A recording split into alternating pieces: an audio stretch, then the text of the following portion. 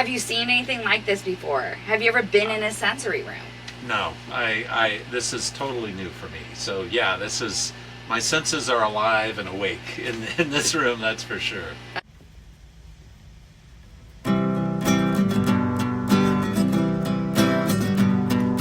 Hey! Hey! Hey! Hey! S-P-A-R-C S-P-A-R-C Spark is where we wanna be, yeah. Spark is where we wanna be, yeah. Talking access point with you and me, yeah.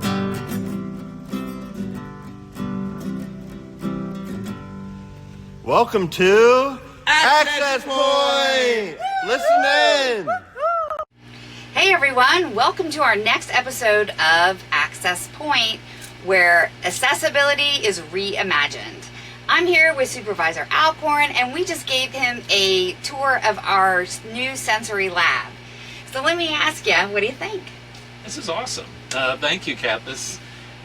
I'm kind of blown away. There's so many different sensory activities here and so many different ways that you can interact with the space. Yeah, we're I'm really very impressed. Really excited about our mobile unit here. So, have you seen anything like this before? Have you ever been in a sensory room? No, this is totally new for me. So yeah, my senses are alive and awake in this room, that's for sure. Amazing, that's the point. So tell us a little bit about yourself. When did you get into politics, and how did your story begin? Well, I only ran for office once I got into my 50s, so I was a little late for a lot of elected officials. But I had a career starting with an aide to a Fairfax County supervisor. So that's kind of what got me at least a taste of what it's like to be in county government at elected level. And then I had a 33-year environmental career. So I did that, but I always kept a foot in county activities.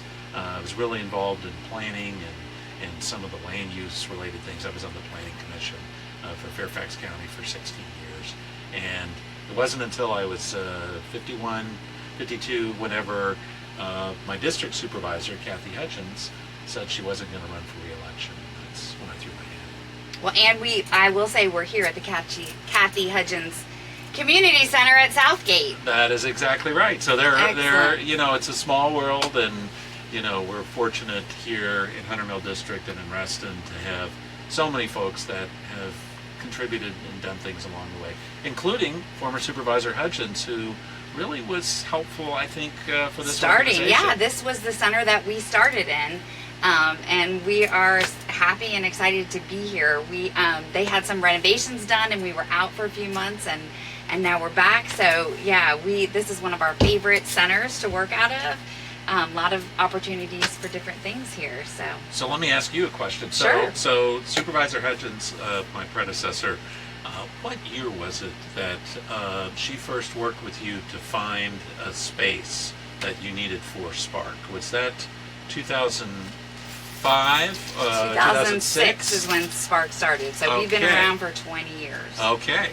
So 20 years now. Spark started with a very small group of parents that, didn't know what to do with their students post high school. I think this is a great example.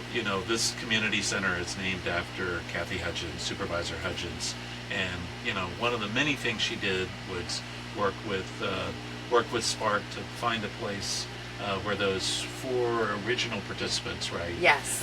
Needed a place to have the program. Which is amazing, because now we have a total of 62.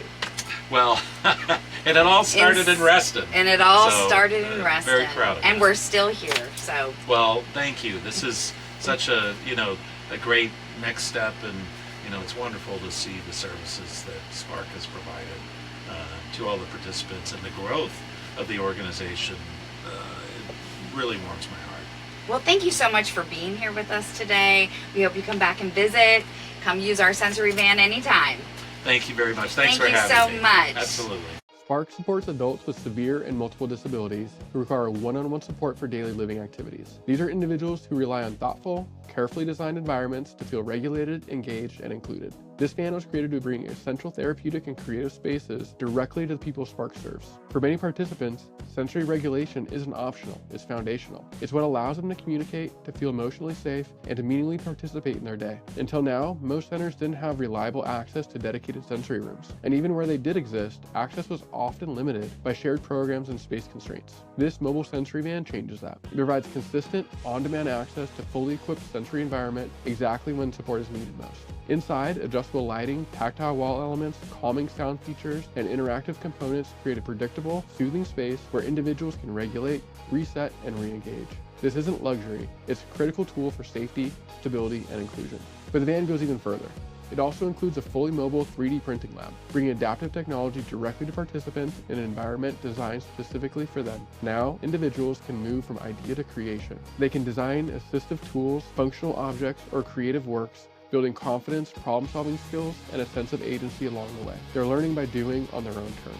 Every detail of this van is designed with accessibility, dignity, and safety at the forefront. This isn't a recreational camper. It isn't a public outreach vehicle. It's a purpose-built program space that extends Spark's mission beyond four walls. The van rotates among Spark centers on a planned schedule, integrates directly into regular programming days. Participants enter the space alongside familiar staff and trusted support, ensuring continuity of care and calm, predictable experiences. No matter the location, access to sensory regulation and adaptive technologies remains consistent. That creates equity across every center, ensuring every participant receives the same high-quality support. By bringing therapeutic and creative environments directly to adults with complex needs, this van expands what inclusion, innovation, and dignity can look like. It's more than a vehicle. It's access, it's opportunity, it's possibility on wheels.